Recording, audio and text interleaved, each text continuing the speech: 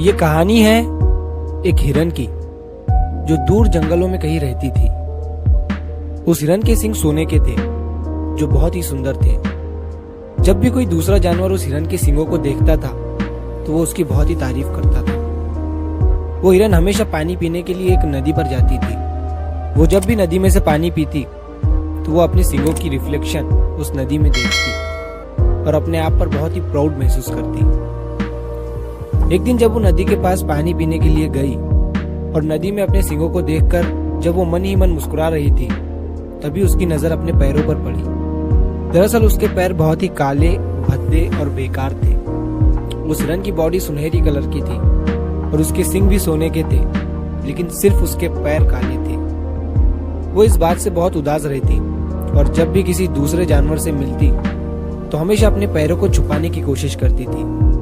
उसे हमेशा अपने पैरों पर शर्म महसूस होती और वो हमेशा अपने पैरों को कोसती रहती। तो एक दिन जब वो नदी में पानी पी रही थी तो उसने कुछ शिकारियों और उनके डॉग्स की आवाज सुनी। जैसे ही शिकारियों के डॉग्स ने उस हिरन को देखा, वो उसे पकड़ने के लिए भागने लगे और तभी हिरन भी अपनी जान बचाकर वहां से भागने लगे। वो जिन पैरों को भद्दे और खराब समझ रही थी, वही पैर उन डॉग्स से कई ज्यादा तेज दौड़ने में हिरन की मदद कर रहे थे और उस हिरन की जान बचा रहे थे। लेकिन जैसे जैसे वो हिरन घने जंगल की तरफ बढ़ रही थी तो झाड़ियां भी घनी होती जा रही थी। तभी उसके सोने की सींग घनी झाड़ियों में फंस जाती है। वो उस झाड़ियों से अपने सींगों को निकालने की बहुत कोशिश करती है, लेकिन कुछ नहीं होता है। और तभी पीछे से उन शिकारियों के डॉग्स भागते हुए आते हैं और उस हिरन को पकड़ लेते हैं और पकड़कर वहीं पर मार देते हैं। तभी उस हिरन ने अपनी मूर्खता को रियलाइज किया। उसके भद्दे और खराब पैर उसकी जान बचाने की कोशिश कर रहे थे, लेकिन उसके सोने के सींगों ने, जिस पर उसे प्राउड फील होता था, उन्हीं की वजह से उस हिरन की जान चली गई।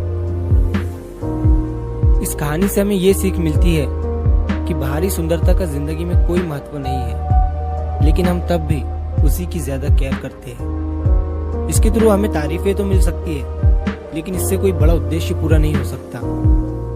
इसी तरह किसी भी चीज की असली वैल्यू उसकी होती है जो उसके अंदर होता है। हमारे अंदर की क्वालिटी और ताकत ही हमें हमारे बुरे समय में बचाती है और वही हमें कॉन्फिडेंस और रियल हैप्पीनेस देती है। तो अपने अंदर की चीजों पर ध्यान दीजिए, अपना कॉन्फिडेंस बूस्ट करिए, पॉजिटिव रहने की कोशिश करिए और कोई ना कोई न्यू स्किल सीखते रहिए।